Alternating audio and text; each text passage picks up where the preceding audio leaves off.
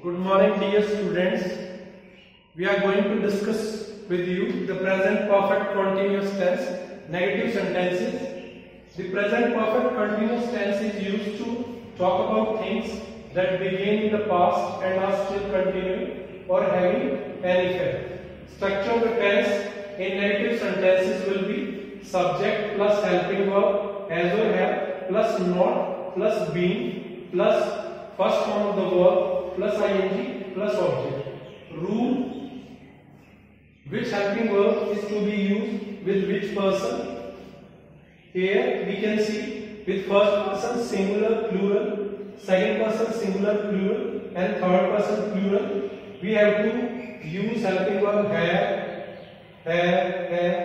Only with third person singular we are going to use helping verb has, even in negative sentences.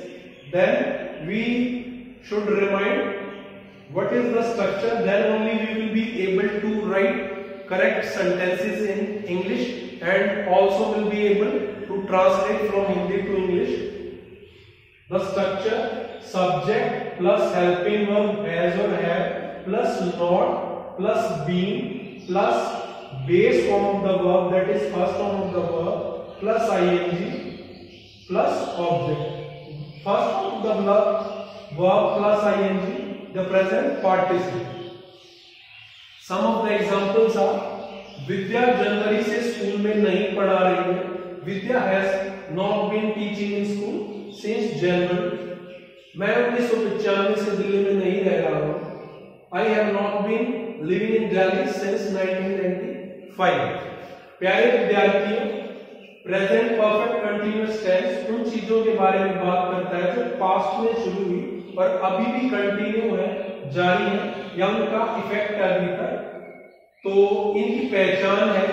Hindi में अगर वाक्य देखेंगे, विद्या जनवरी से स्कूल में नहीं पढ़ा रही है, तो नहीं पढ़ा रही है ये, और टाइम भी है जनवरी, तो ये प्रेजेंट परफेक्ट कॉन्टिन्यूअस टेंस का सेंटेंस है.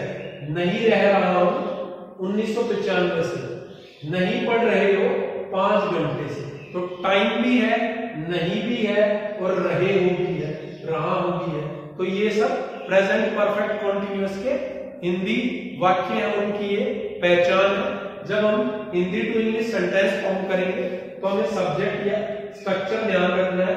सबसे पहले सब्जेक्ट आएगा, उसके बाद हेल्पिंग वर्ब हैज और हैव दोनों में से एक आएगी, plus not, plus been, plus base form of the verb, और you can say first form of the verb, plus ING, plus object.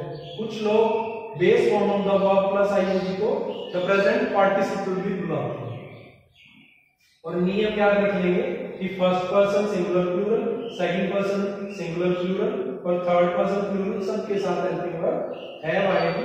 केवल थर्ड पर्सन सिंगुलर के साथ हेल्पिंग वर्ब हैज आएगी.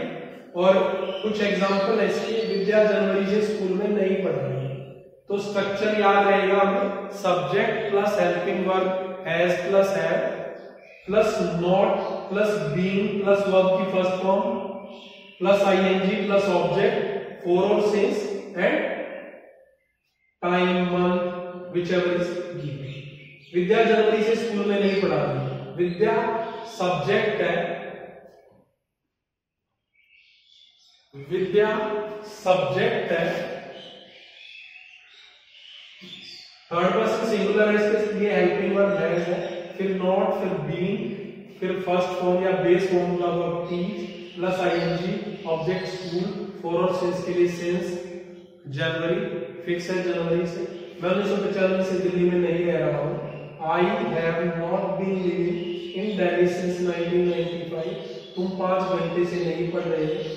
You have not been reading for 5 hours. वे 8 बजे से नहीं खेल रहे हैं. They have not been playing since 8 o'clock. तो प्यारे बच्चों, जो नकारात्मक वाक्य हैं नेगेटिव सेंटेंसेस, वो भी बहुत आसान है. सिर्फ अफर्मेटिव सेंटेंस से क्या चेंज है? नोट का एडिशन हो गया. अफर्मेटिव सेंटेंस में नोट नहीं है, नेगेटिव में नोट. बहुत आसान है. आप अगर समझेंगे, याद रखिए, तो बहुत इजीली हो जाएगा. Thank you. Have a nice day.